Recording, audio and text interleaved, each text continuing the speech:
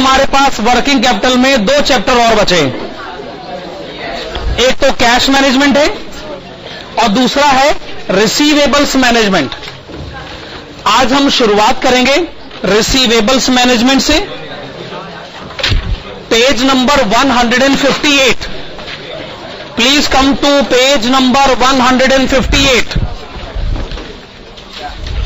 Page number 158, heading डालेगा receivables management.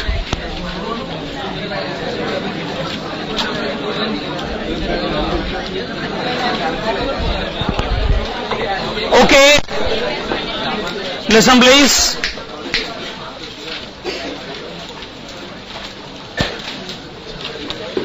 Okay, page number 158, heading डालिए receivables management. जो question इससे रिलेटेड है, क्वेश्चन नंबर 28 से लेकर 41 तक। हमने आज की क्लास में जो क्वेश्चंस करने हैं वो है 28, 29, 30 एंड 31। ये चार क्वेश्चन हमने आज की क्लास में करने। ओके, रिसीवेबल्स मैनेजमेंट में स्टार्ट करिए और हेडिंग डालेगा बेसिक कंसेप्ट्स। पहले कुछ थ्योरेटिकल पॉइंट्स लिख लिए जाएं, फिर उसके बाद प्रैक्टिकल क्वेश्चंस की तरफ आएंगे। बेसिक कंसेप्ट्स में लिखेगा नंबर 1। बेसिक कंसेप्ट्स में लिखेगा नंबर 1। नंबर 1 है, number 1, if debtors collection period, if debtors collection period is 1 month, if debtors collection period is 1 month, comma, the debtors balance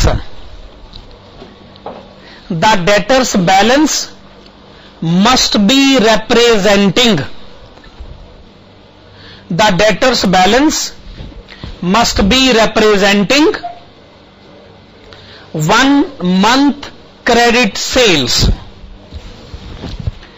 If debtors collection period is 1 month, debtors balance must be representing 1 month credit sales. क्या ये conclusion valid है? ये तो हमने पिछले chapter में कई बार लिखा और समझा है। नंबर 2 लिखेगा, point number 2, if debtors collection period is 1 month, if debtors collection period is 1 month, if debtors collection period is 1 month, comma, the investment in the debtors, the investment in the debtors must be representing, the investment in the debtors must be representing 1 month cash cost, 1 month cash cost। तो debtors balance 1 महीने की cell, investment in debtors 1 महीने की cash cost. Point number 3, point number 3 लिखेगा, point number 3, whatever may be,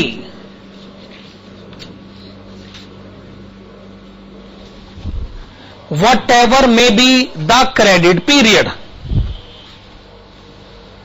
point number 3 लिखेगा whatever may be the credit period, comma, the investment in debtors, okay, whatever may be the credit period, the investment in debtors is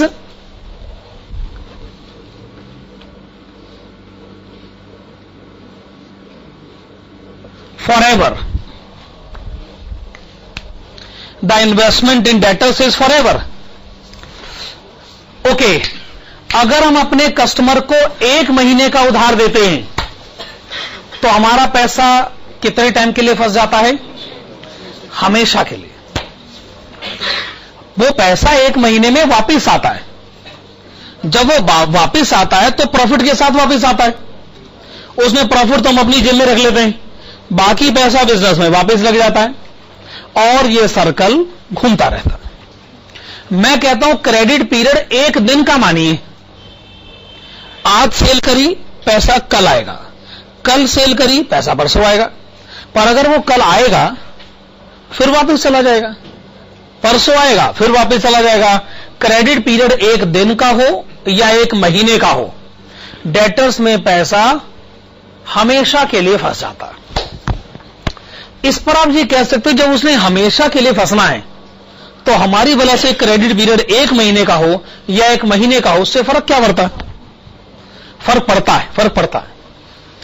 देखो जी, ऐसा है, अगर आपको आपके customer से पैसे मिलते हैं तो आपको भी तो बड़े सारे लोगों को पैसे देने होते हैं। अब मान लीजिए कोई क्रेडिटर आपके पास आया है, वो कहता जी मैंने आपसे पैसे लेने, बताओ कब लेने आऊं। तो आप उसको डेट तो बताओगे ना, ये कौन सी वाली डेट होगी? जिस डेट को आपको आपके कस्टमर से पैसे मिलेंगे, आप वही डेट उसको बता देना कि जी मेरा कस्टमर मुझे इस दिन पैसे देगा, जब मेरे पास पैसे आएंगे तो मैं आपको दे दूंगा। अच्छा, अगर आप मान लो एक दिन के उधार पर देते हो तो इसका मतलब आज सेल करी, कल पैसा आ जाएगा, तो उसको बोल दो हाँ भी कल आके ले जाना पैसे, कल मेरे पास आएंगे मैं आपको दे दूंगा। भाई सीधी सी बात है, कैश तो मैनेज करना है ना। आपको पैसे आएंगे एक महीने के बाद, आप उसे टाइम दे दो 15 दिन के बाद का। अब बताओ ये सिचुएशन डील कैसे होगी? तो सिचुएशन डील करने के लिए ये जानना जरूरी है कि आपका डेटर्स कलेक्शन पीरियड कितना है। पर पैसा हमेशा के लिए वो कभी वापस नहीं आता, वो वापस इसलिए आता है क्योंकि उसको वापस जाना होता। क्या ये बात सही है?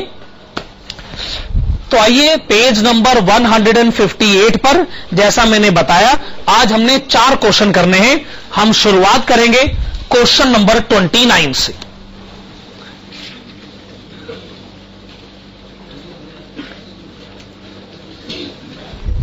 ओके, हम शुरुआत करेंगे क्वेश्चन नंबर 29 से।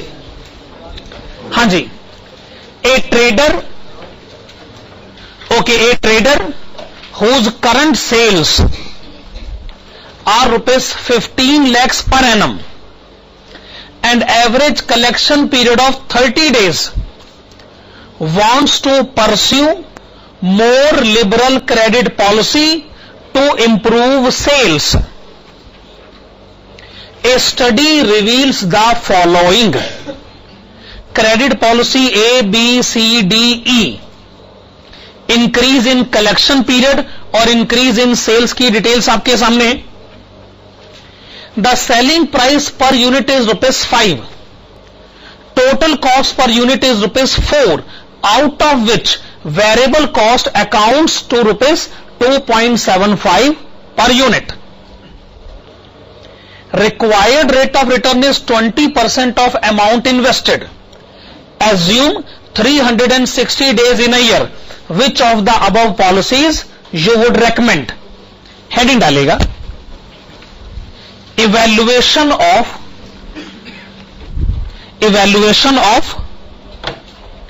various credit policies. Evaluation of various credit policies.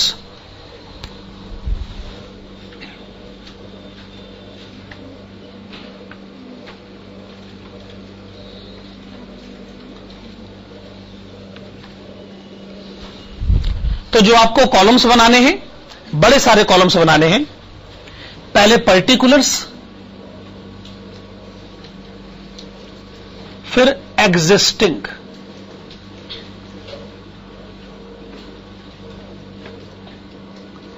Existing के बाद जो आपकी प्रोपोज्ड सिचुएशन है,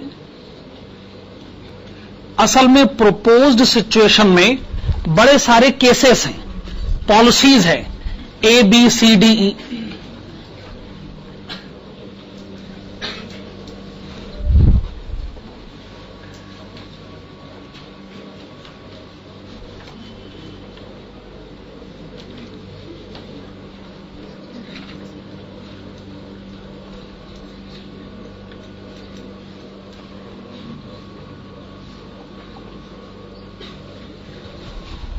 ये कॉलम्स आप बनाइए, पर्टिकुलर्स, एग्जिस्टिंग और प्रोपोज्ड। और प्रोपोज्ड में policy A, B, C, D और E।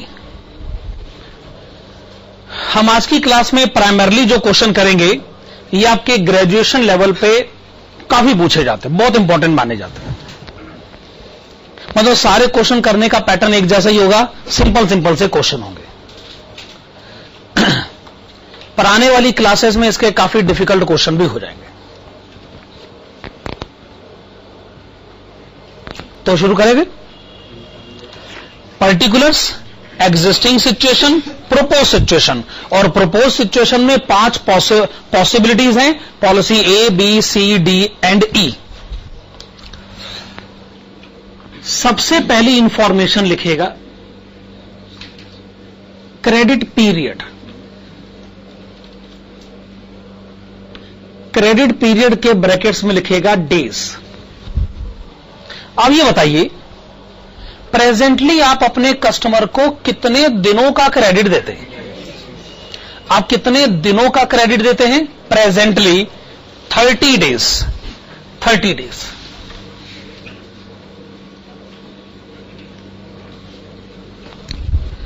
प्रपोज्ड पॉलिसी ए ये है,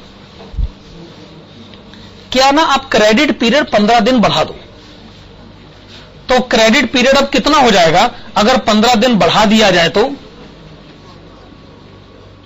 45 डेज। पॉलिसी बी के क्रेडिट पीरियड को 30 दिन बढ़ा दो, कितना हो जाएगा? 60 डेज। पॉलिसी सी क्रेडिट पीरियड को 45 दिन बढ़ा दो, कितना हो जाएगा? 75। पॉलिसी डी कितना हो जाएगा?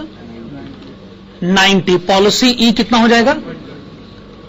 120। तो जो क्रेडिट पीरियड अभी 30 दिन का है, आप उसे बढ़ाकर 45, 60, 75, 90, 120 कुछ करना चाहते हो। आप वो सिचुएशन अचीव करना चाहते हो जहां पर आपको प्रॉफिट मैक्सिमम नजर आता हो।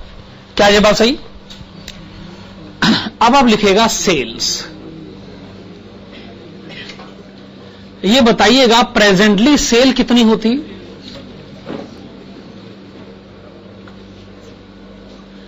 आपने बताया 15 लाख रुपए।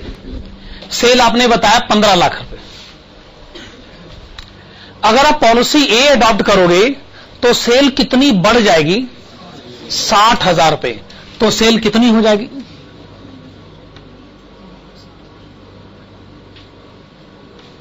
15,60,000। अगर पॉलिसी बी अडॉप्ट करोगे तो सेल कितनी हो जाएगी? 15,90,000। पॉलिसी सी अडॉप्ट करोगे तो 16,50,000। पॉलिसी डी अडॉप्ट करोगे तो 16,80,000। पॉलिसी ई अडॉप्ट करोगे तो 17 लाख रुपए। अब ये तो कह नहीं सकते ना कि चलो जी पॉलिसी ई अडॉप्ट करते हैं। क्यों? क्योंकि वहां सेल सबसे ज्यादा है। आपका ओपिनियन ये, देखो जी सेल भले हमारी कम करवा दो पर हमारा प्रॉफिट बढ़ाओ। आप बढ़ी हुई सेल के पीछे मत जाइए, अपने को बढ़ा हुआ प्रॉफिट चाहिए। तो इसका मतलब आप शुरुआत सेल से करिए, हम आपको रोक नहीं रहे, पर कहानी खत्म कहां होगी? प्रॉफिट पर। ठीक बात है।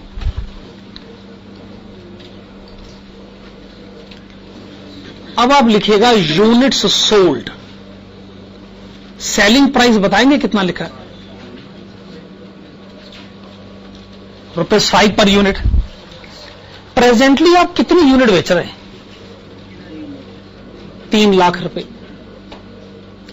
पॉलिसी ए में आप कितनी यूनिट बेचेंगे? 3,12,000 रुपए। पॉलिसी बी में आप कितनी यूनिट बेचेंगे?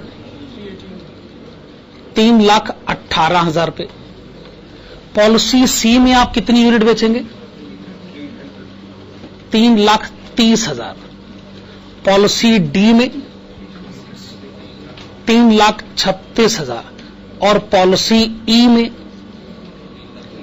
3,40,000।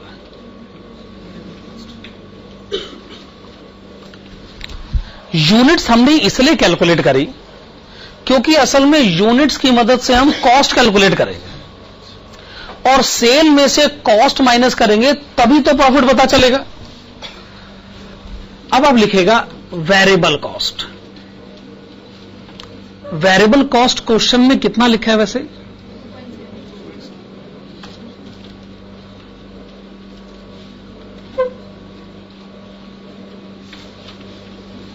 Okay 2.75 per unit. अगर 3 लाख यूनिट हैं तो ₹2.75 से मल्टीप्लाई करके वेरिएबल कॉस्ट बताएं। दोबारा बोलें। ओके 8,25,000 8,58,000 8,74,500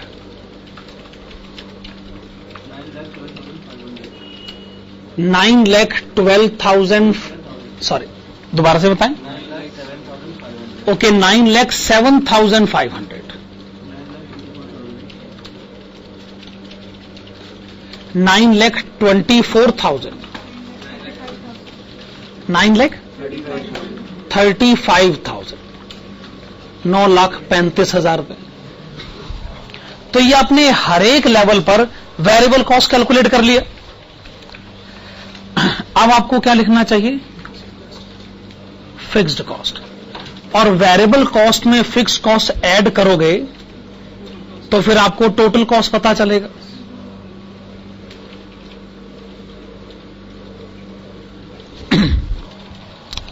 क्वेश्चन में लिखा है प्रेजेंटली पर यूनिट कॉस्ट है ₹4। क्या आपको यह लिखा हुआ मिल रहा है? प्रेजेंटली पर यूनिट कॉस्ट है ₹4। यूनिट्स हैं 3 लाख प्रेजेंटली, तो टोटल कॉस्ट हो गया 12 लाख 12 लाख रुपए। क्या ये बात सही है? 3 lakh unit per unit cost ₹4, total cost 12 lakh, balance fixed cost 3,75,000।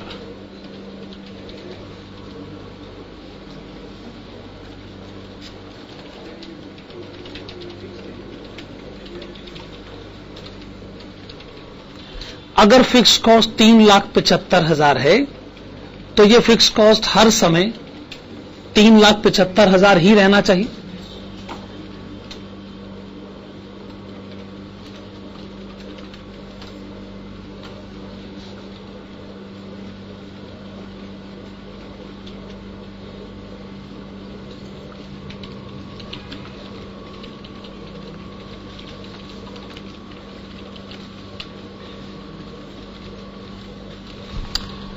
Total cost बताएंगे 12,33,000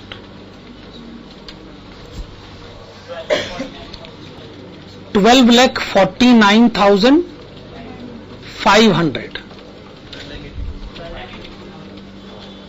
12,82,500 12,99,000 13,10,000। चलिए ये आपने वेरिएबल कॉस्ट फिक्स कॉस्ट की डिटेल्स बताई, आपने टोटल कॉस्ट बताया। आइए अब सेल्स में से टोटल कॉस्ट माइनस करके प्रॉफिट पता कर लेते हैं। अब प्रेजेंटली सेल अगर 15 लाख है, कॉस्ट अगर 12 लाख है, तो प्रॉफिट हो गया बैलेंस 3 लाख रुपए। 15,60,000 सेल है, 12,33,000 कॉस्ट है, प्रॉफिट हो गया 3,27,000 3,40,500 3,67,500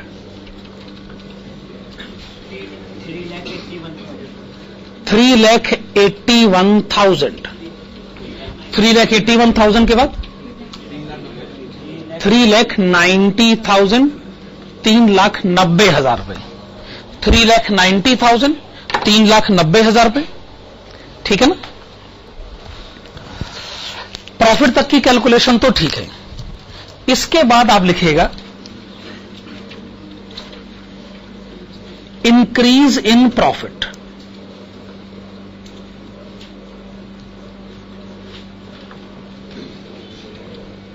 पहले का प्रॉफिट अगर 3 लाख है, अगला प्रॉफिट 3,27,000 है, तो बताइए प्रॉफिट बढ़ कितना रहा है? 27,000। यहां पे प्रॉफिट कितना बढ़ रहा है? 40,500,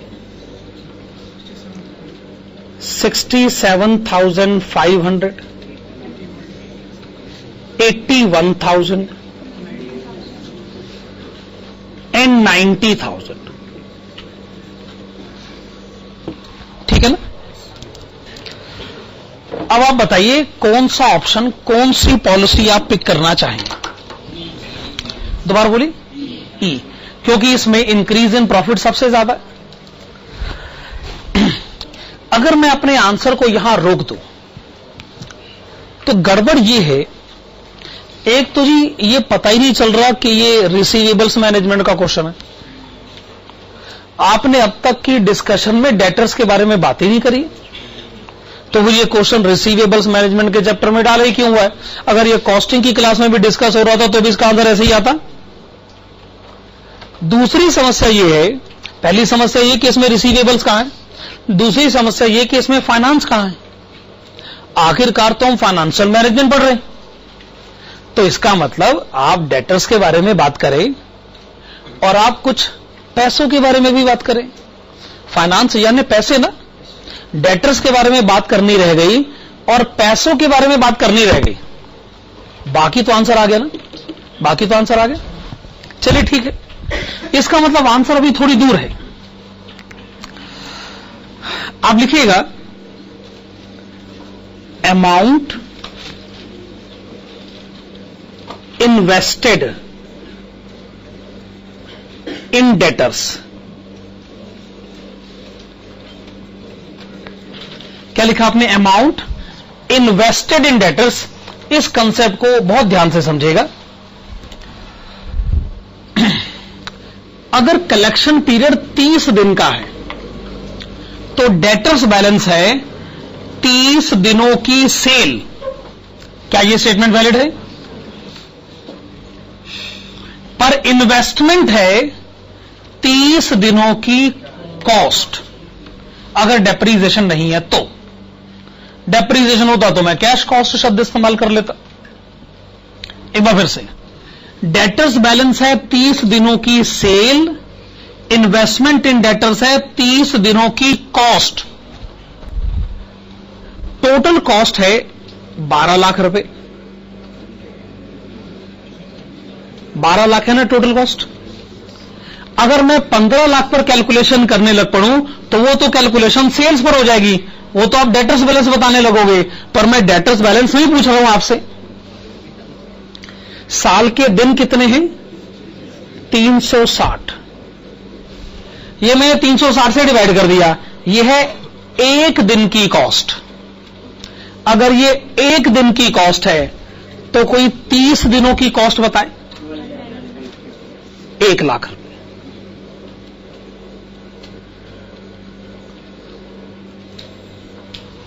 कोई गड़बड़, कोई शक?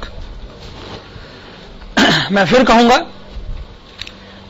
कलेक्शन पीरियड 30 दिन, डेटर्स बैलेंस 30 दिनों की सेल, इन्वेस्टमेंट 30 दिनों की कॉस्ट। आगे कलेक्शन पीरियड 45 दिन, डेटर्स बैलेंस 45 दिनों की सेल, इन्वेस्टमेंट 45 दिनों की कॉस्ट। कॉस्ट ये रही 12,33,000 रुपए। ये पूरे साल की कॉस्ट है, यानी ये 360 दिनों की कॉस्ट है। सोचिए 45 दिनों की कॉस्ट कितनी हुई? 154,125।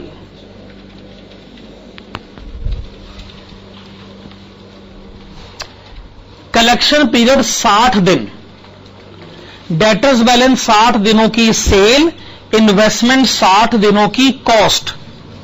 Total cost 12,49,500। पहले 360 से डिवाइड करें, यह है एक दिन की कॉस्ट। 60 से मल्टीप्लाई करें, 60 दिनों की कॉस्ट 208,250। 208,250।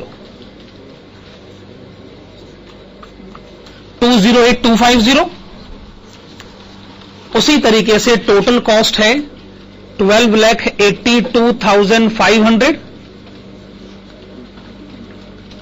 360 से डिवाइड करें और 75 से मल्टीप्लाई करें। 267,188। टोटल कॉस्ट है 12,99,000। ये रिप्रेजेंट करता है 360 दिनों को। हम जानना चाहते हैं 90 दिनों को। 3,24,750 रुपए। टोटल कॉस्ट है 13,10,000। ये रिप्रेजेंट करता है 360 दिनों को। हम जानना चाहते हैं 120 दिनों को। 4,36,667। तो ये आपने amount invested in debtors calculate कर लिए। ओके, ये कैलकुलेशन मुश्किल तो नहीं हमारे लिए। अब आप लिखिएगा एडिशनल इन्वेस्टमेंट इन डेटर्स।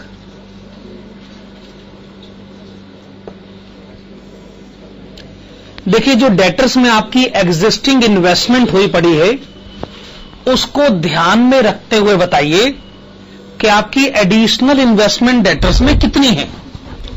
पहले 1 लाख, फिर 1,54,125 एडिशनल इन्वेस्टमेंट 54,125। ठीक है ना, 54,125। फिर है 108,250, 167,188, 224,750, 3,36,667। देखिए, जो लोग दूसरों के पैसों पे बिजनेस करते हैं, मतलब बिजनेस अपना ही करते हैं पर पैसा दूसरों का लगवाते हैं, तो वो किन शर्तों पर बिजनेस करते हैं? यही शर्त होती है जी, बिजनेस से जो कमाएंगे उस कमाई में पहला हक फाइनेंसर को दिया जाएगा। जिससे पैसा लिया गया है इस काम को करने के लिए, जो भी हम कमाएंगे उसका पहला हक उस आदमी को होगा जिसने इस काम को करने के पैसे दिए। इसका मतलब आप ये बात समझ लीजिए कि ये जो आपका प्रॉफिट बढ़ रहा है ना, ये सारा आपकी जेब में नहीं जाएगा। इसका एक हिस्सा किसकी जेब में जाना है? देखिए, आप जो एडवेंचर करना चाहते हैं उस एडवेंचर को इतने रुपयों की जरूरत पड़ेगी, तो इन रुपयों का इंतजाम करना पड़ेगा। जो भी आदमी ये रुपए आपको देगा वो आपसे बदले में कुछ एक्सपेक्ट तो करता ही है। जब भी आप कोई एडवेंचर करते हैं तो उस एडवेंचर से कम आपको कुछ कमाना पड़ता है। वो इसलिए नहीं कम से कम कमाना पड़ता कि अपने घर लेके जाना है, इसलिए कमाना पड़ता है कि इस काम को करने के लिए जो जिस आदमी से पैसे लिए उसको खुश करना है। अगर बैंक से भी लोन लोगे तो बैंक इंटरेस्ट नहीं लेगा आपसे, यानी बैंक के इंटरेस्ट की रिक्वायरमेंट को पूरा करने के लिए मेरे ऊपर एक दबाव है कि मुझे कुछ ना कुछ तो कमाना पड़ेगा।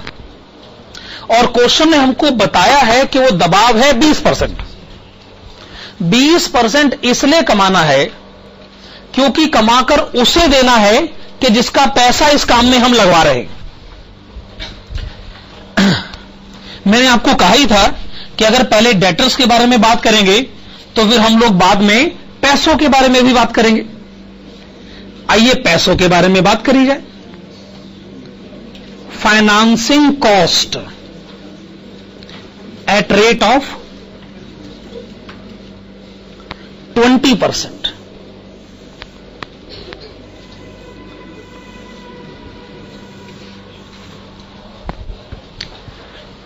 पॉलिसी ए को अगर इंप्लीमेंट करना है तो आपको 54,125 रुपए चाहिए। जिस आदमी से आपने 54,125 रुपए मांगे वो कहता जी मैं आपको 54,125 तो दे दूंगा, पर इस पर मुझे क्या मिलेगा? हमने कहा जी 20% आपका। तो बताइए इसका 20% कितना हुआ? 10825। ठीक है।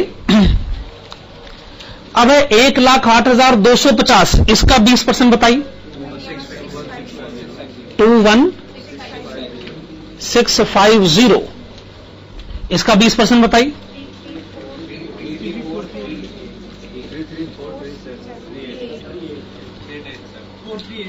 33438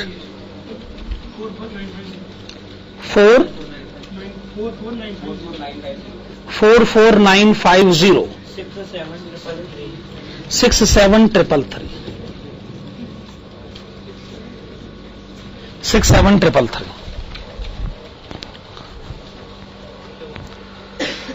देखिए अब हम डेटर्स के बारे में भी बात कर रहे हैं, अब हम फाइनेंस के बारे में भी बात कर रहे हैं। ठीक है ना? लास्ट में लिखेगा net increase in profit.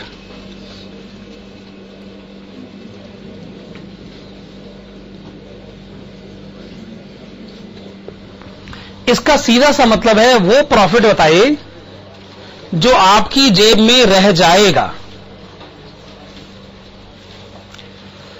Yes,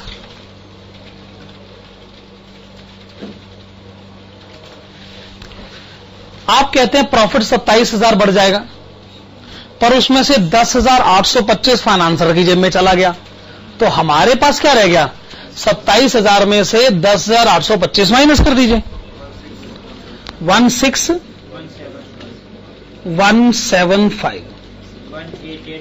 16,175। 40,500 हम कमाएंगे, उसमें से 21,650 चला गया।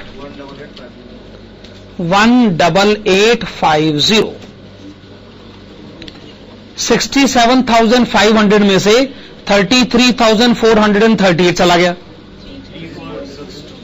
34062। आपने बताया 34062। Next case 36050 22667 22667। अल्टीमेटली हम कमाना तो अपने लिए चाहते हैं ना। ये दिखता है कि हमारी कमाई 90,000 सबसे ज्यादा यहां पर है, पर जी हमारे यहां इस केस में घर में सबसे ज्यादा कमाई पहुंचती नहीं है। इसमें से फाइनेंसर हमारे इतने सारे रुपए ले लेता है, अपने घर में पहुंचते हैं सिर्फ 22,667। तो ये तो बात बन नहीं रही है। उल्टा केस डी ठीक है, इसमें भले ही प्रॉफिट आपका कम हो लेकिन घर पहुंचने वाला प्रॉफिट तो सबसे ज्यादा यही है। तो हम तो कह रहे हैं ना, हम कमा तो अपने लिए रहे ना, तो अपने लिए अगर फायदा कराना है तो आपको पॉलिसी डी अडॉप्ट करनी चाहिए। लिखो conclusion. It is recommended to adopt proposed policy D. It is recommended to adopt proposed policy D as it will be most beneficial as it will be most beneficial under the given circumstances. As it will be most beneficial under the given circumstances. ठीक है ना? तो ये आपने question number 29 का answer दिया। अब आप आइएगा क्वेश्चन नंबर 30 की तरफ।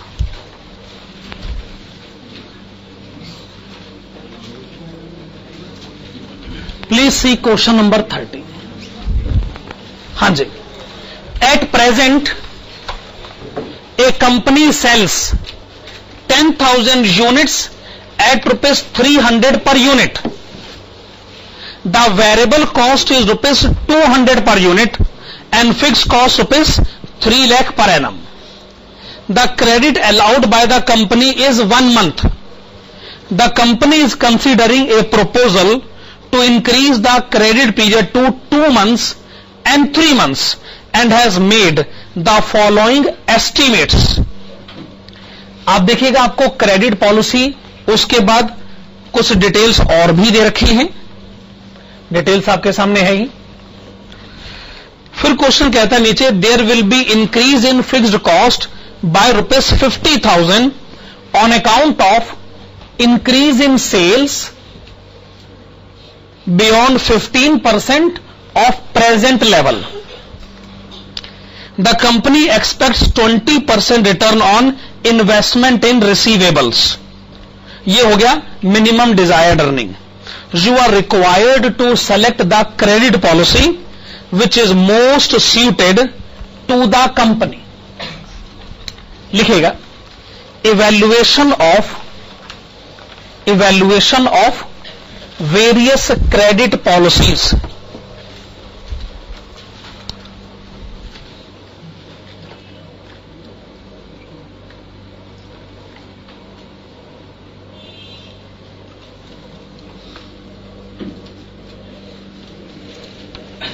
Evaluation of various credit policies, वही कॉलम्स हैं।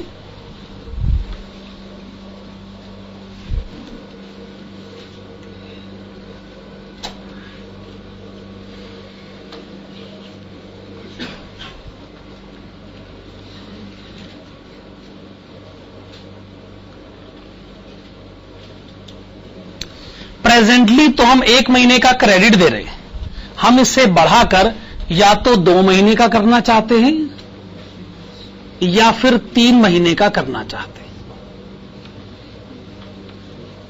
ओके, यही क्वेश्चन हमारे सामने है। हम इससे बढ़ाकर या 2 महीने का करना चाहते हैं या 3 महीने का करना चाहते हैं।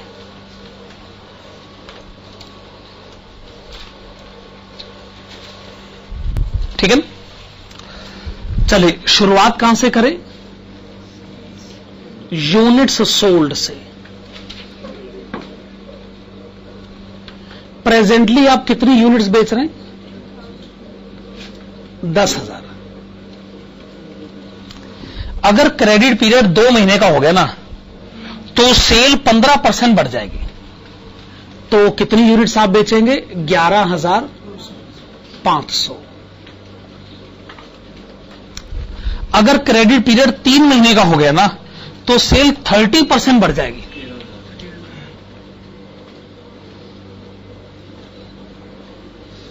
13,000। ठीक है, तो आपने यूनिट सोल्ड लिखी एट प्रेजेंट और प्रोपोज सिचुएशन में भी। अच्छा, क्वेश्चन में सेलिंग प्राइस पर यूनिट कितना दे रखा?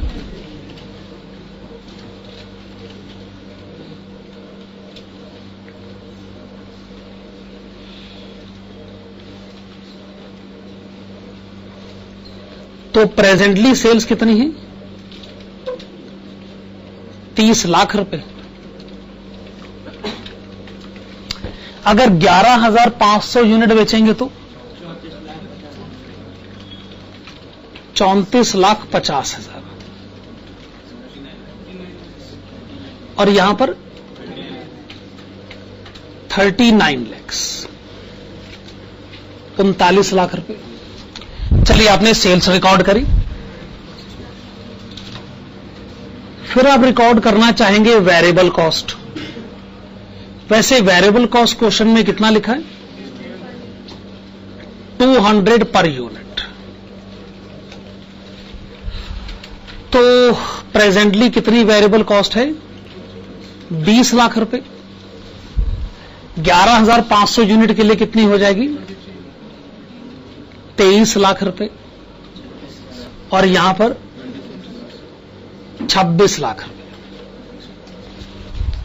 हां जी, वेरिएबल कॉस्ट आपने रिकॉर्ड करी ₹200 पर यूनिट के हिसाब से।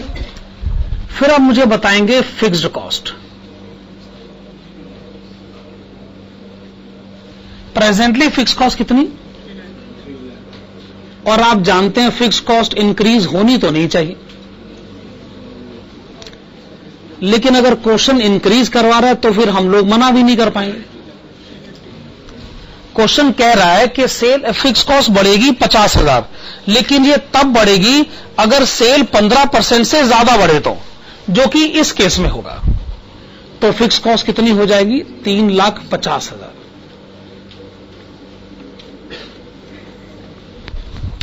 वेरिएबल कॉस्ट और फिक्स कॉस्ट दोनों का अगर टोटल कर दिया जाए तो वो तो हो गया फिर टोटल कॉस्ट 23 लाख रुपए, 26 लाख रुपए और आखिर में 29,50,000 रुपए।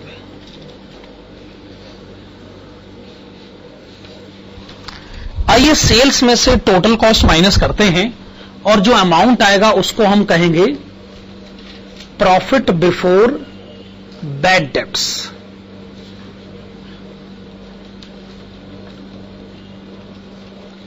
आपने बताया प्रॉफिट बिफोर बैड डेब्ट्स, तो 30 लाख में से 23 लाख माइनस करें तो 7 लाख रुपए। 34,50,000 में से 26 लाख माइनस करें तो 8,50,000 और आखिरी केस में बताएं 9,50,000। ये आपने बता दिया profit before bad debts. Profit before bad debts. अब आप इसमें से माइनस करिएगा बैड डेब्ट्स। प्रेजेंटली क्वेश्चन कहता है कि बैड डेब्ट्स है 1% ऑफ सेल। 1% of sale. अगर सेल है 30 लाख रुपए तो बैड डेब्ट 1% कितना हो गया? 30,000 रुपए।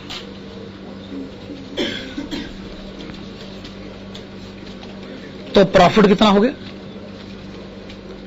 6,70,000 रुपए। 6,70,000 हो गया ना? क्या ये बात सही? अब यहां पर बैड डेब्ट होगा सेल का 3%। सेल है 34,50,000, 3% आप बताएं 1,03,500 रुपए। 746,500 और 5% कितना? 1,95,000।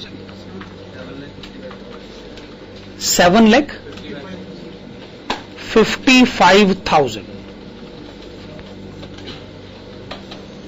आपने बताया 7,55,000।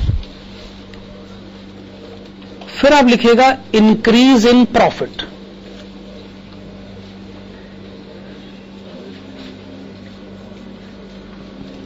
तो एग्जिस्टिंग प्रॉफिट से कंपेयर करके आप इंक्रीज इन प्रॉफिट बताइए। पहले 6,70,000, फिर 7,46,500, 76,500 एंड 85,000। ये बात सही है कि हम बिजनेस से कमाते हैं, पर बिजनेस की कमाई घर तक पहुंच नहीं पाती। बीच रास्ते में फाइनेंसर बैठा हुआ है, कहता जी मेरा हिस्सा तो देके जाओ इसमें से, क्योंकि काम तो आप मेरे ही पैसों से करते हो। तो अब मुझे एक डेटर्स के बारे में और दूसरा फाइनेंस के बारे में बात करनी पड़ेगी, ठीक है ना? तो आइए लिखते हैं investment in debtors.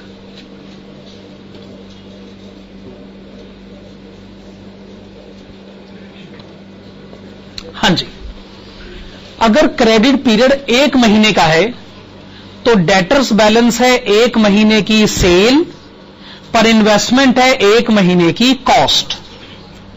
Total cost है 23 लाख रुपए। आप मुझे 1 महीने की कॉस्ट बताएं, फिर से बताएं। 191667। क्रेडिट पीरियड 2 महीने का, इन्वेस्टमेंट है 2 महीनों की कॉस्ट, टोटल कॉस्ट है 26 लाख रुपए। तो सोच लीजिए कि 2 महीनों की कॉस्ट कितनी हुई।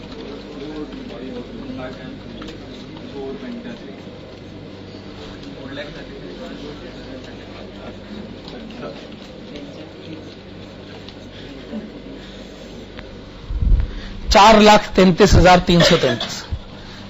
4 पंचम 3। ओके, अच्छा, अगर टोटल कॉस्ट है 29,50,000 पर हमें चाहिए 3 महीने की cost 7,37,500। So, this way investment in debtors has been computed. अब अपने को क्या चाहिए? Additional investment in debtors.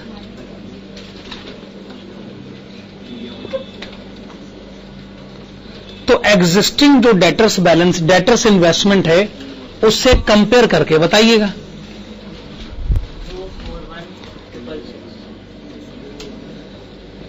$241,666 545,833 545,833। ये आपने बताया एडिशनल इन्वेस्टमेंट इन डेटर्स। अच्छा, अब क्वेश्चन में फाइनेंसिंग कॉस्ट कुछ गिवन होगी 20%। क्वेश्चन में फाइनेंसिंग कॉस्ट अपने को गिवन है 20%। हाँ जी, 20%। तो लिखिएगा financing cost at rate of 20%।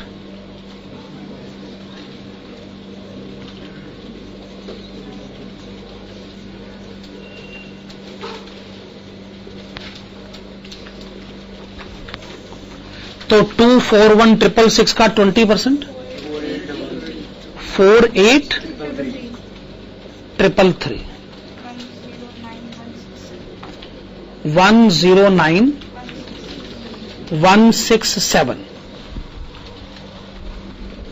Last calculation, net increase in profit.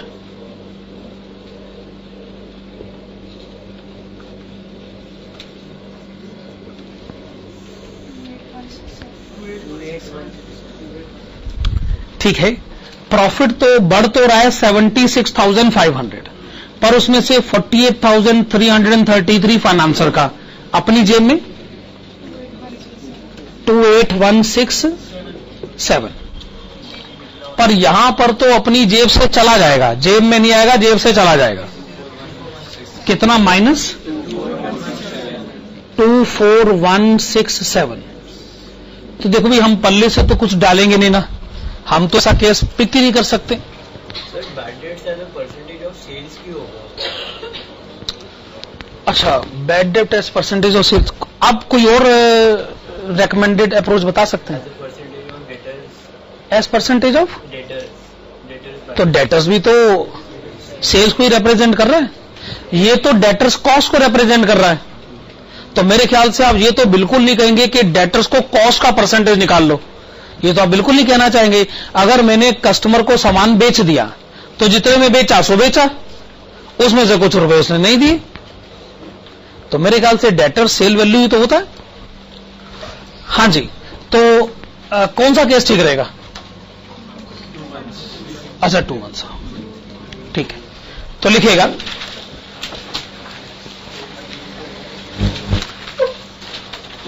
Present credit period of 1 month, present credit period of 1 month is recommended to be increased.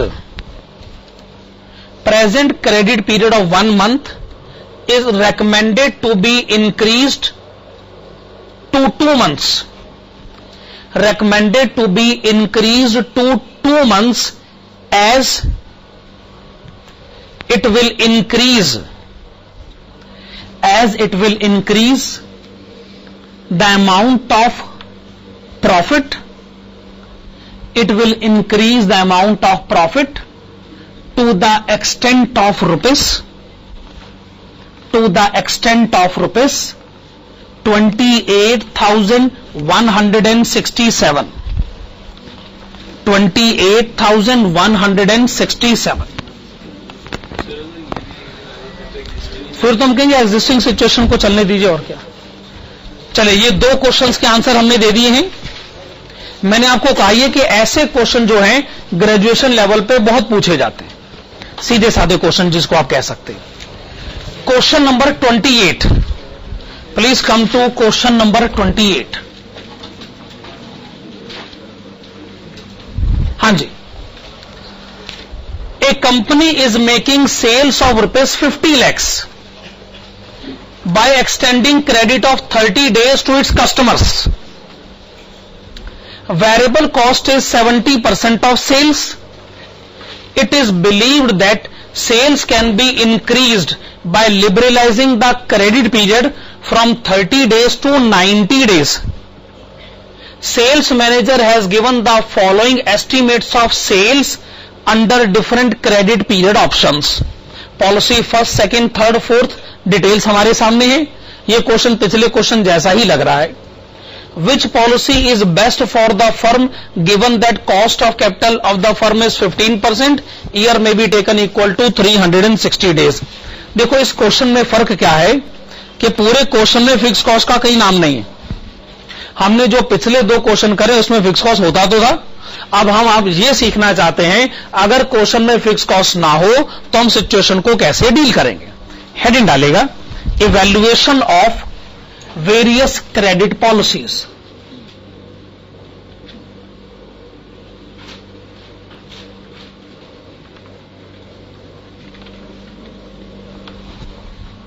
Evaluation of various credit policies, columns तो वही हैं, particulars, existing, proposed.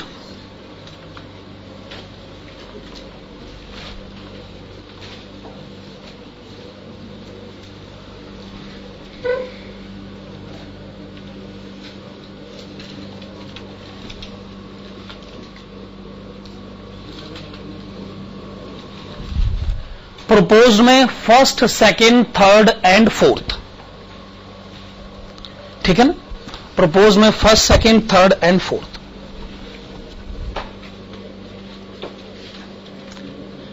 अच्छा, presently credit period कितने दिन का है? 30 दिन का। आप इसे बढ़ाकर कितना करना चाहते हैं? या 45 या फिर 60 या फिर 75 और या फिर 90।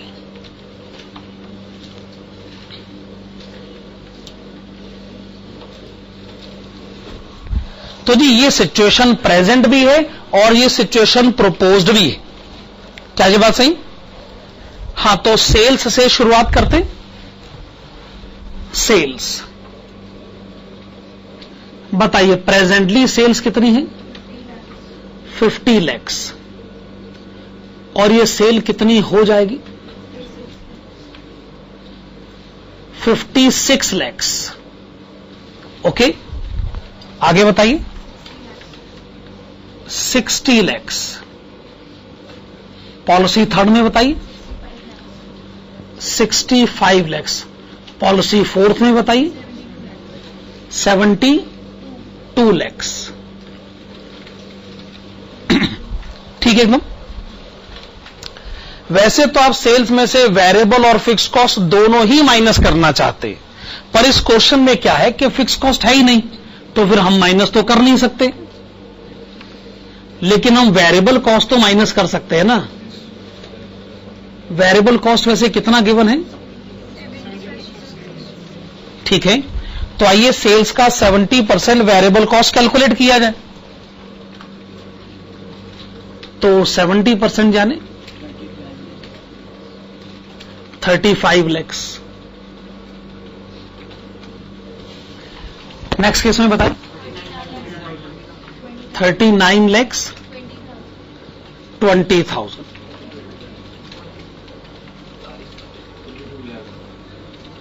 42 lakhs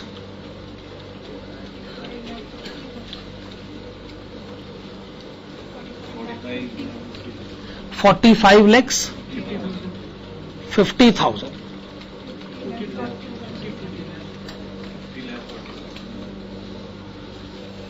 50 lakhs 40,000।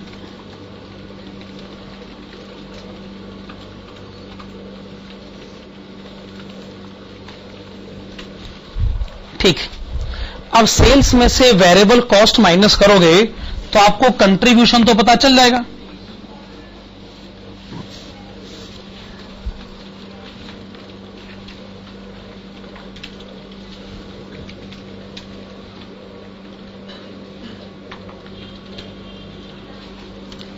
तो ये हो गया 15 लाख रुपए। अच्छा 16,80,000 रुपए, 18 लाख रुपए,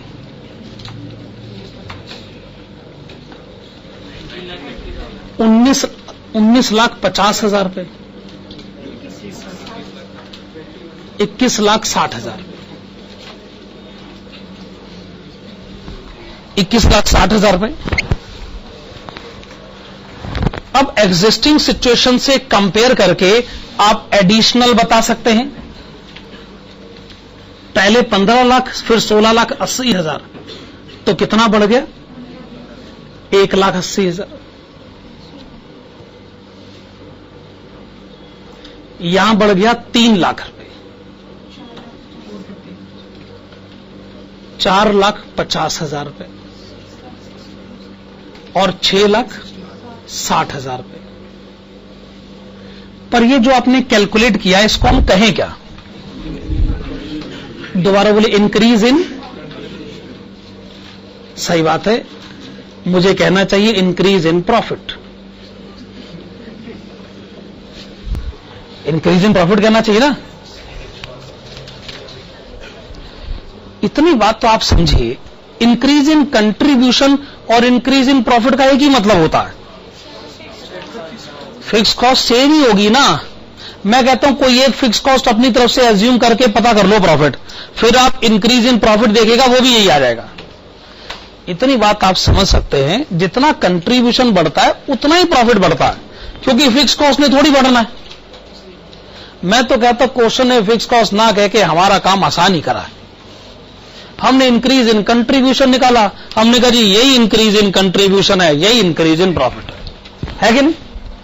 अब हमें डेटर्स के बारे में बात करनी है और हमें फाइनेंस के बारे में बात करनी है, ठीक है ना। तो आप लिखिएगा इन्वेस्टमेंट इन डेटर्स।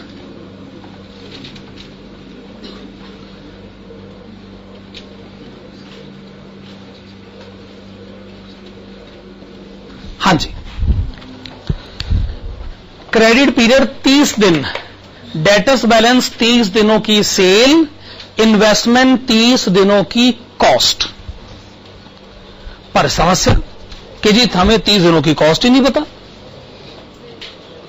और वो इसलिए नहीं पता क्योंकि क्वेश्चन ने फिक्स कॉस्ट नहीं बताई। देखो जी, पहली प्रायोरिटी तो ये है कि आपको टोटल कॉस्ट के बेसिस पर अपना आंसर देना चाहिए। पर अगर किसी वजह से आप टोटल कॉस्ट नहीं बता पा रहे हैं तो फिर आप प्रायोरिटी नंबर 2 वेरिएबल कॉस्ट के बेसिस पर आंसर दे दो, ये कहकर के मेरी वेरिएबल कॉस्ट ही मेरी टोटल कॉस्ट। पर अगर किसी क्वेश्चन में वेरिएबल कॉस्ट का बेस भी नहीं लग रहा तो तीसरा बेसिस तो कहीं नहीं गया, सेल्स के बेसिस पर आंसर दे देना। हालांकि सेल्स के बेसिस पर डेटर्स बैलेंस आ जाता है, डेटर्स बैलेंस पर आंसर देना है तो गलत, लेकिन अब क्या करें, मजबूरी में फिर आदमी ये काम भी करेगा, लेकिन वो मेरी लास्ट प्रायोरिटी होगी। पहली प्रायोरिटी टोटल कॉस्ट का बेस बनाए, दूसरी प्रायोरिटी वेरिएबल कॉस्ट का बेस बनाए। हमें इस क्वेश्चन में यही काम करना पड़ेगा। इन्वेस्टमेंट इन डेटर्स के ब्रैकेट में लिख लें on variable cost. Variable cost, हां देखिए, अगर क्रेडिट पीरियड 30 दिन का है तो इन्वेस्टमेंट इन डेटर्स है 30 दिनों की variable cost. Annual variable cost है 35 लाख। 360 दिनों से डिवाइड करें, 30 दिन से मल्टीप्लाई करें। 291,667। ओके, एनुअल वेरिएबल कॉस्ट है 39,20,000। 360 से डिवाइड करें, 45 से मल्टीप्लाई करें, 4,90,000।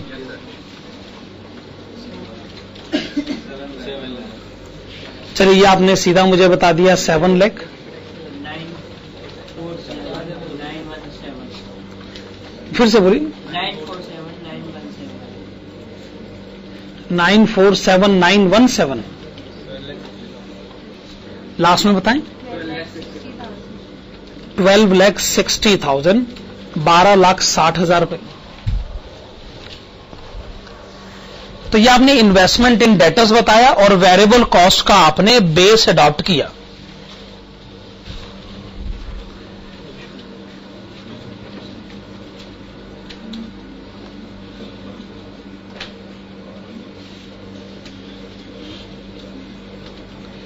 Additional investment in debtors. अब आप एग्जिस्टिंग सिचुएशन से कंपेयर करके बताएं, डेटर्स में आपकी इन्वेस्टमेंट बढ़ कितनी रही है? फिर से बताएं। 198,333।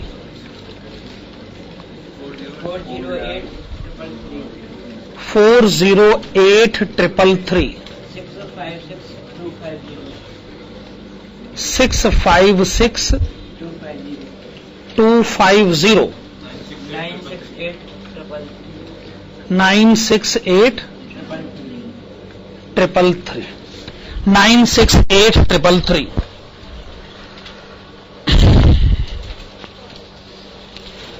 अब सवाल यह कि डेटर्स में इतनी इन्वेस्टमेंट करने के लिए आपने पैसे जरूर फाइनेंस करवाए होंगे।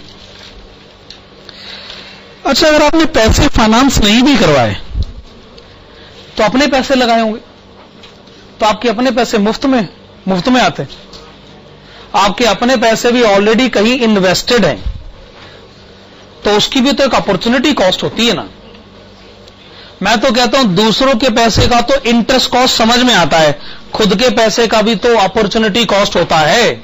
इसका मतलब कॉस्ट तो है, भले ही उधार के पैसे पर कॉस्ट हो या फिर खुद के पैसे पर कॉस्ट हो। Financing cost at rate of 15%। तो प्रपोज्ड पॉलिसी फर्स्ट में 15% बताएं। 29,750। 61250। 98,438। 145,250। 145,250।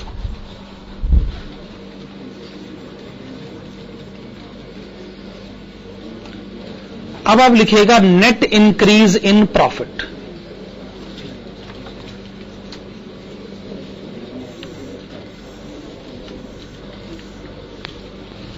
देखो भाई, कमाया तो 1,80,000, उसमें से 29,750 तो चला गया, अपने पास क्या बचा?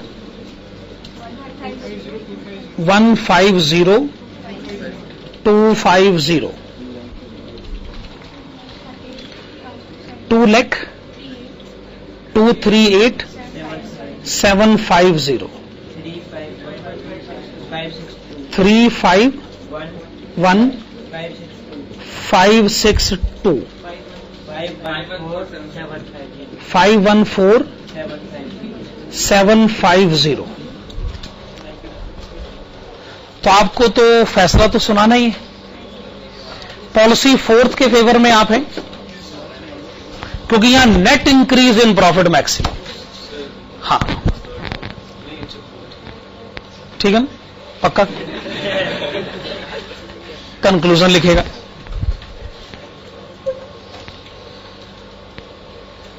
It is recommended to adopt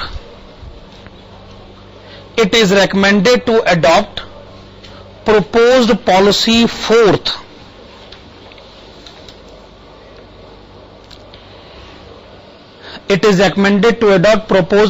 fourth because it will be most beneficial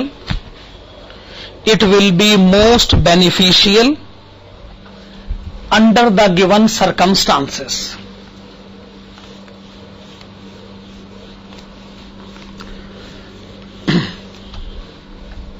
अच्छा, ये आपने देखा होगा इन तीनों क्वेश्चन में डेटर्स में इन्वेस्टमेंट बढ़ गया। और वो क्यों बढ़ गया? क्योंकि आपका क्रेडिट पीरियड बढ़ गया। क्रेडिट पीरियड बढ़ गया तो डेटर्स में इन्वेस्टमेंट बढ़ ही जाएगा। डेटर्स में बढ़ी हुई इन्वेस्टमेंट को कहीं से फाइनेंस करवाना पड़ गया, अकॉर्डिंगली उसके ऊपर इंटरेस्ट का खर्चा पड़ गया। यस यस, ऐसा भी तो हो सकता है कि डेटर्स में आपकी इन्वेस्टमेंट कम हो जाए। मेरा मतलब है, मान लीजिए पहले डेटर्स में आपके 1 लाख रुपए फंसे हुए थे।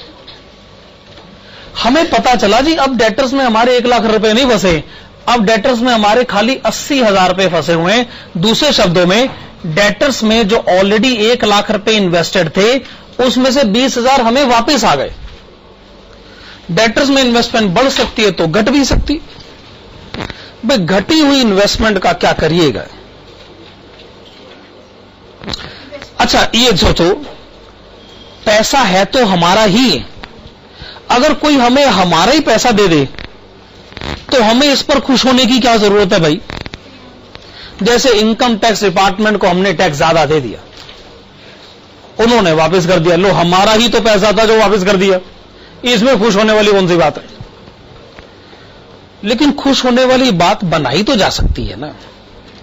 सोचो कैसे खुशी आपको मिल सकती।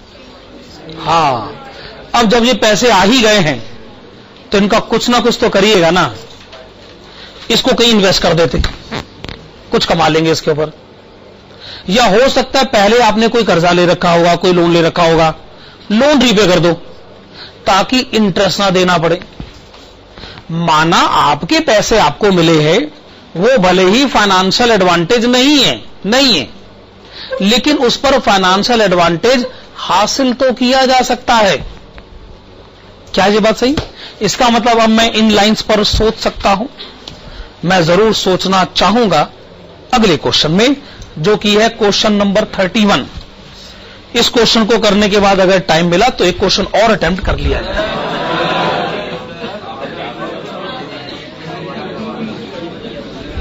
शुरू में तय किया गया था ना कि इन 4 क्वेश्चंस को करने के बाद रिव्यू करा जाएगा, सिचुएशन देखेंगे और जैसा ठीक समझेंगे वैसा फैसला लेंगे, है ना।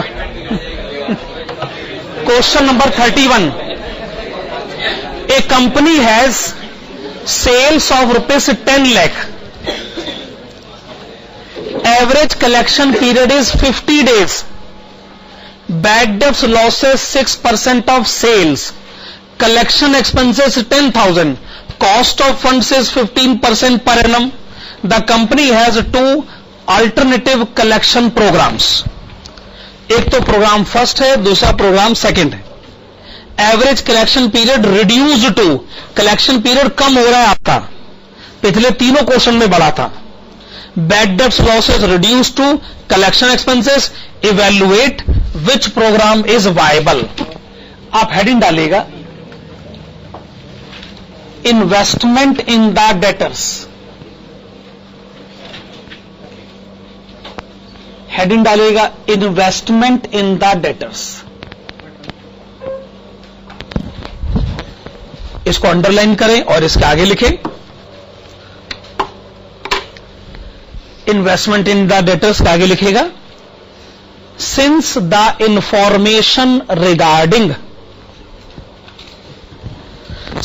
information regarding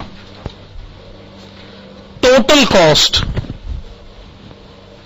since the information regarding total cost and variable cost, since the information regarding total cost and variable cost is not available,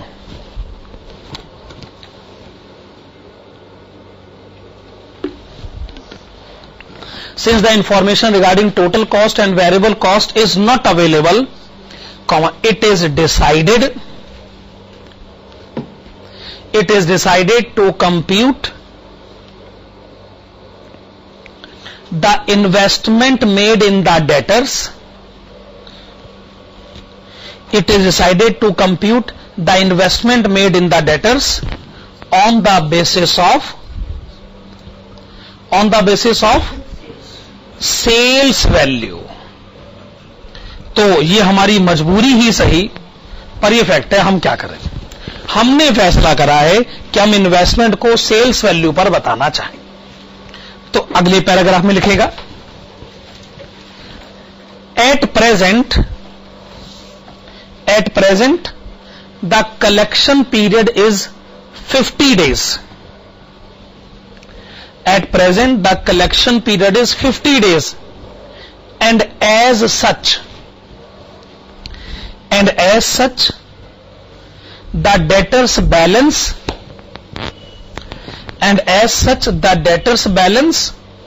must be representing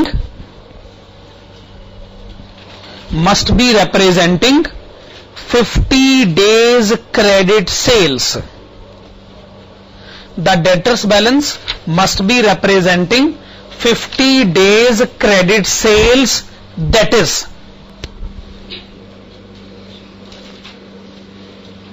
₹10 lakh, जो कि एनुअल सेल गिवन है,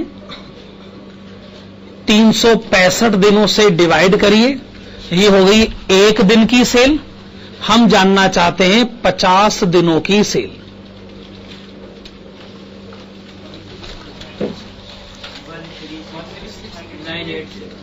136,986 ये है आपका प्रेजेंट डेटर्स बैलेंस, जो 50 दिनों की cell को रिप्रेजेंट कर रहा है।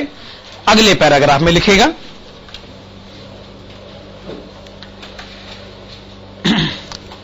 इन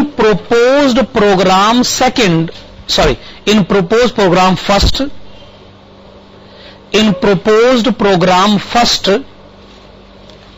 the collection period will become 40 days. In proposed program first, the collection period will become 40 days, and as such, the debtors balance,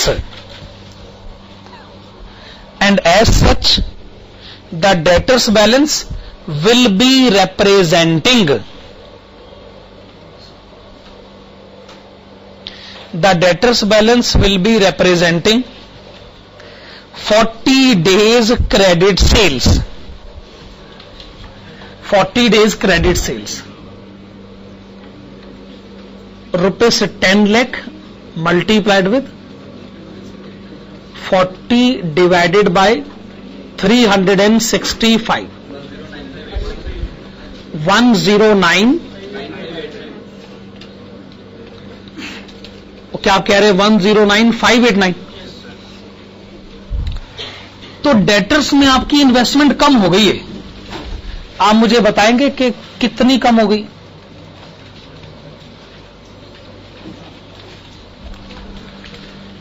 debtors में इन्वेस्टमेंट कितनी कम हो गई? दोबारा बोले। 27,397। अब लिखे, hence the investment in the debtors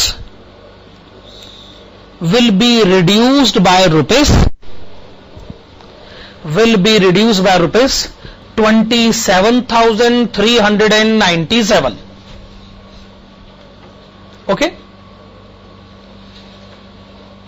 आगे लिखेगा in proposed program second,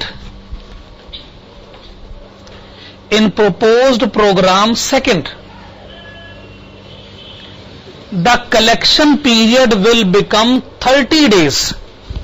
In proposed program second, the collection period will become 30 days. And as such,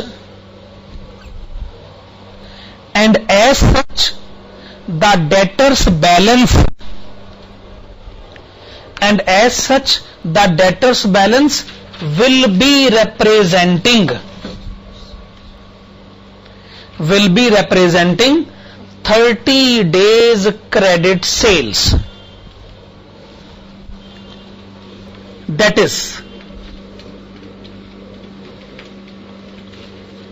10 lakh multiplied with 30 divided by 365. 82192. 82192. अब फिर से एग्जिस्टिंग सिचुएशन से कंपेयर करके बताइए कि debtors में इन्वेस्टमेंट कितनी कम हो रही है? 54794. आपने कहा 54794, तो आप लिखें hence the investment in the debtors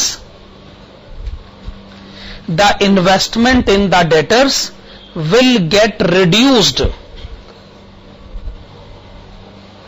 by rupees 54,794. चलिए, ये आपने बेसिक कैलकुलेशन पहले करके रख ली. अब सवाल ये है कि जी प्रोग्राम फर्स्ट अडॉप्ट करना है कि प्रोग्राम सेकंड अडॉप्ट करना, कौन सा ज्यादा बेनिफिशियल होगा? उसके लिए आपको हेडिंग डालनी पड़ेगी, evaluation of various collection programs.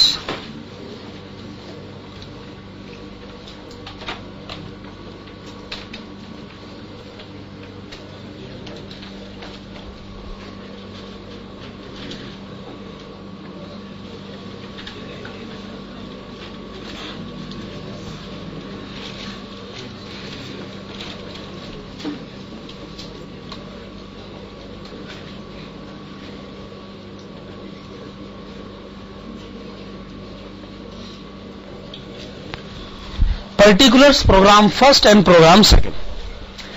देखो जी, कहीं पर कोई भी फैसला लेना हो तो पॉजिटिव और नेगेटिव पॉइंट्स का कंपैरिजन ही तो होता है. फेवरेबल अनफेवरेबल फैक्टर कंपेयर करे जाते हैं और हमेशा से फेवरेबल फैक्टर पहले लिखे जाते हैं.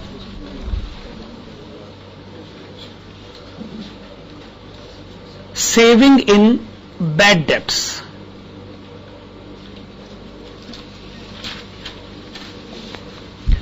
प्रेजेंटली अपने को बैड डेट होता है 6%. अगर आपने प्रोग्राम फर्स्ट अडॉप्ट किया ना तो बैड डेट घट के 4% रह जाएगा. इसका मतलब बैड डेट में 2% की कमी आ जाएगी.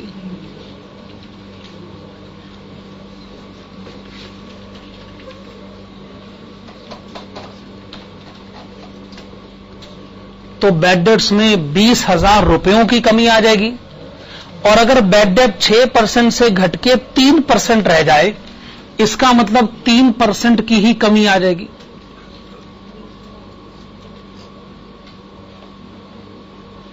तो बैड डेट्स में 30,000 रुपयों की कमी आ जाएगी. तो पहला काम तो आपने saving in bad debts calculate किया, यह आपके लिए एक फेवरेबल फैक्टर है. फिर आप लिखिएगा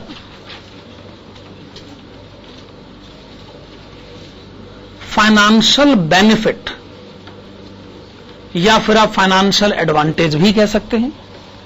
financial benefit due to reduced investment in debtors.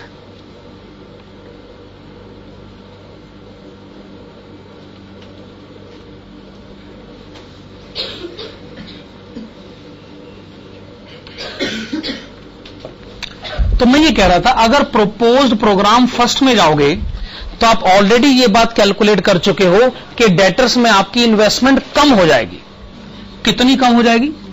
27,397। और प्रोग्राम सेकंड में जाओगे तो डेटर्स में आपकी इन्वेस्टमेंट कम हो जाएगी 54,794। मैं ये बात आपको कह चुका हूं कि आप ही का पैसा है, वापस मिल जाए तो इस बात पे ज्यादा खुश नहीं होना चाहिए। लेकिन अगर इस पैसे को कहीं लगाकर हम कुछ कमा सकें या पहले लिए गए कर्जे को वापस हम कर सके ताकि उसके ऊपर इंटरेस्ट ना देना पड़े, तो ये तो फाइनेंशियल बेनिफिट कहा जा सकता है। अब क्वेश्चन में कॉस्ट ऑफ फंड्स 15% दे रखा है, इसका मतलब आप अपने पैसों पर 15% का फायदा उठा सकते।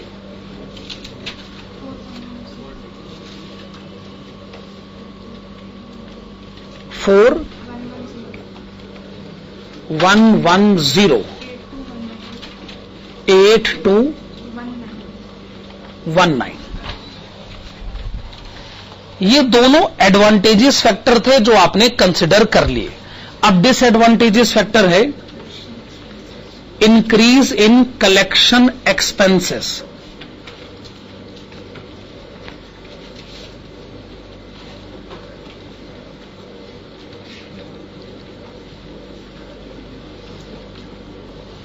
पहले कलेक्शन एक्सपेंसेस हैं 10,000। प्रोग्राम फर्स्ट में जाओगे तो 20,000 हो जाएंगे, प्रोग्राम सेकंड में जाओगे तो 30,000 हो जाएंगे। इसका मतलब कलेक्शन एक्सपेंसेस कितने बढ़ जाएंगे?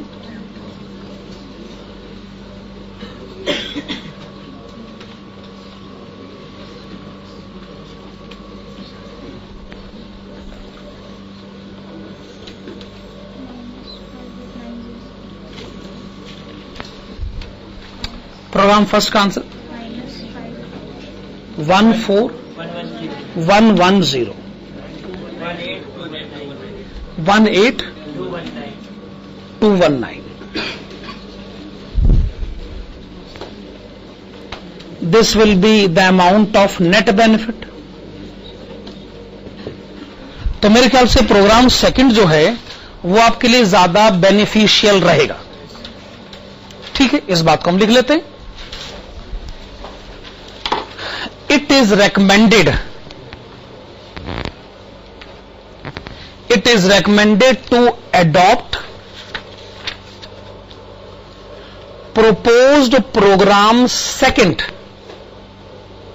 It is recommended to adopt proposed program second because it will be most beneficial under the given circumstances।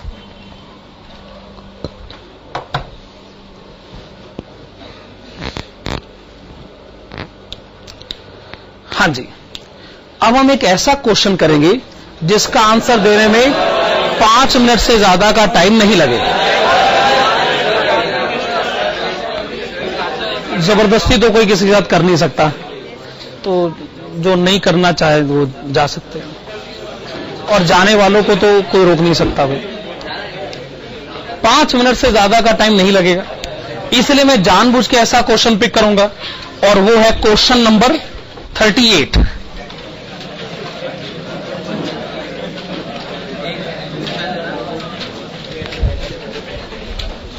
Question number 38। A firm offers 1 month credit to its customers. It wants to know maximum cash discount that can be offered for early payment, immediate payment. Ascertain that discount rate if cost of capital of the firm is 24% per annum. देखिए, अब जो calculation मैं आपको बताने जा रहा हूं बहुत ध्यान से समझने की जरूरत है। सारे बिजनेसमैन ये कैलकुलेशन करते जरूर हैं, पर कभी अपने कस्टमर को वो इसकी भनक नहीं लगने देते, और वो ये है। देखिए, अगर मैं एक प्रोडक्ट को अभी 100 रुपए में बेचने को तैयार हूं, तो इसका मतलब सामान उठाइए और 100 रुपए दीजिए। मैं तो यही करूं। पर क्या है कि हमारे बिजनेस में ना क्रेडिट सेल खूब चलती, अब क्या करें। पर हमें इस बात का दुख है कि सामान तो मेरी दुकान से आज ही चला गया,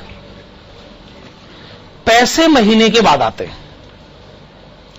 अब सवाल यह कि जी हम इस सिचुएशन को एडजस्ट करें कैसे। हमारा पैसा अगर महीने के बाद आएगा तो हम बर्दाश्त कैसे कर सकते हैं। सामान तो हमने आज ही बेच दिया। अब मैं आपको वो सिचुएशन बता रहा हूं जो सारे बिजनेसमैन डील करते हैं, पर कभी कस्टमर को इसकी भनक नहीं लगने देते। और वो ये, उनको मालूम है, जैसा क्वेश्चन में लिखा है कि कॉस्ट ऑफ कैपिटल है 24% पर एनम, लिखा हुआ ना, इसका मतलब वो है 2% पर मंथ। ये बात भी समझ में आ रही। तो हम अपने कस्टमर को कहते हैं सामान उठाओ, पैसे की चिंता मत करो। पैसे कहां भागे जा रहे हैं, पैसे महीने के बाद भी आ जाएं, अरे इसमें क्या फर्क पड़ता है, पैसों के लिए कोई काम थोड़ी करता है। जो आप भी ये स्टेटमेंट बोलता है सबसे बड़ा झूठा वही। वो अगर वो पैसे के लिए काम नहीं करता तो उसको बोलना नहीं चाहिए कम से कम। कहते हैं सामान तो उठाइए, पैसे आ जाएंगे, महीने के बाद आ जाएंगे, इसमें क्या है, पैसों की चिंता मत किया करो। हमारे साथ जो लोग काम करते हैं ना वो पैसों की चिंता नहीं करते। जब आप उसे मना लेते हो कि सामान उठाओ, वो उठा ही लेते हैं फिर सामान। कहते हैं चलो ठीक है, जब आप इतना कह रहे हो तो फिर मैं सामान उठा ही लेता हूं, पैसे मैं दे दूंगा महीने के बाद। ठीक है। उसने जाते हुए कहा कि अच्छा ये तो बताओ पैसे देने कितने, बिल कितना है। आपने कहा देखो फिर वही बात, चिंता क्यों करते हो, अरे सामान लेके जाओ, बिल में पहुंचाता हूं ना आपको, बिल आपके पास पहुंच जाएगा।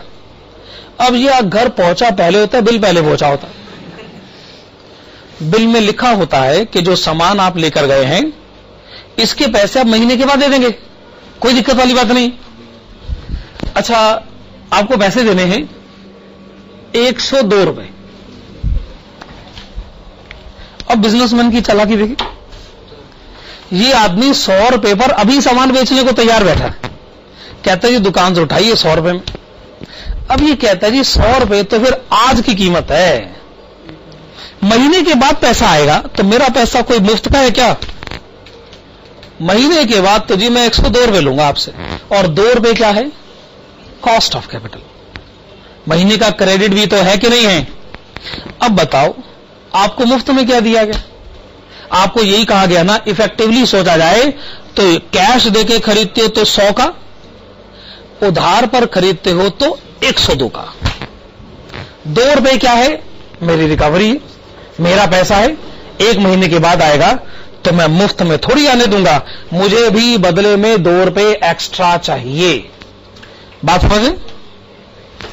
अब ये कस्टमर घर पहुंचता है, बिल आया होता है 102 रुपए, ये भागा भागा आता है, कहता जी 102 रुपए महीने के बाद क्या दे रहे हैं, आज ही ले लो मुझसे, आज ही सेटल कर देते हैं। लेकिन जब मैं आज आया हूं तो डिस्काउंट मिलना तो मेरा हक बनता, तो कितने रुपए दे दूं। आपने कहा चलो ठीक है यार 100 रुपए दो, बात खत्म करो, है कि नहीं। 2 रुपए आपके माफ करें, बात फिर वही की वही। 100 रुपए में तो आप अभी वैसे ही बेचने को तैयार थे, आपने 2 रुपए माफ कर दिए।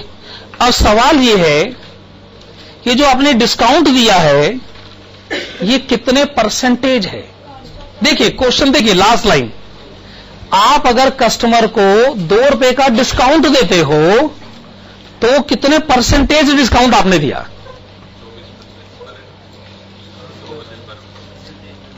डिस्काउंट आपने दिया है 102 रुपए में से 2 रुपए, आंसर है 1.96%। अच्छा एक बात बताओ, क्या आप अपने कस्टमर को अपने अकाउंट्स डिस्क्लोज करके बताओगे, अरे भाई साहब 102 रुपए ना तो हमने आपको बेवकूफ बनाने के लिए लिखा था, सही बताओ ना अपनी असली कॉस्ट तो 100 रुपए थी, तो हमने जानबूझ के 102 बता दिया आपको। ये ना हमने ना फाइनेंशियल कॉस्ट कैलकुलेट करी है। क्या ये सारी बातें कस्टमर को बताई जाती, किसी कस्टमर के घर बिल पहुंचाया जाए तो क्या उस ब्रेकअप बताया जाता है कि how we have come to this amount? ये कौन बताता है? ये कौन सा बिजनेसमैन बताने लगा भाई? बिल में लिखा है 102 रुपए, बस बात खत्म। आपने उसे 102 रुपए का बिल पहुंचाया है। बिल में 102 रुपए लिखे हैं, बिल में 100 जमा 2 नहीं लिखा है, बिल में 102 लिखे हैं। आपने उसे कहा मैं 102 में 2 रुपए माफ करने को तैयार हूं। तो जब आप कस्टमर के 102 में से 2 रुपए माफ कर देते हो तो बताओ आपने उसके कितने परसेंटेज माफ कर दिए? इतना सा सवाल है। अच्छा, जब आप 2 शुरू में कैलकुलेट कर देते तो 2% था, पर समस्या यह है कि आपकी यह कैलकुलेशन कस्टमर की नॉलेज में नहीं है। कस्टमर को बिल्कुल नहीं मालूम है कि यह 100 जमा 2 है। आप जानते हैं ये 100 जमा 2 है, कस्टमर तो 102 ही जानता है, और आप 102 में से 2 रुपए माफ करने को तैयार हो। तो सीधा सा तो सवाल है, अगर 102 में 2 रुपए माफ कर दिए जाए तो ये कितने परसेंटेज होता? यही सवाल हमसे पूछा गया। लिखिए, write down. Cost of capital is, cost of capital is 24% per annum और 2% per month. Cost of capital is 24% per annum और 2% per month. पर मंथ में इसलिए कह रहा हूं क्योंकि क्रेडिट पीरियड 1 महीने का है ना क्वेश्चन में। तो लिखेगा the future value, present value नहीं, future value, the future value of ₹100, the future value of ₹100 after 1 month, the future value of ₹100 after 1 month will be ₹102. The future value of ₹100 after 1 month will be ₹102. Full stop. Hence maximum discount of ₹2 can be given, maximum discount of ₹2 can be given for early payment. Maximum discount of ₹2 can be given for early payment. तो 102 रुपए में से 2 रुपए का discount दिया जा सकता है। तो नीचे लिखेगा maximum discount in percentage is equal to ₹2 divided by ₹102 multiplied with 100 is equal to 1.96%. Okay, खत्म हो गया उसे।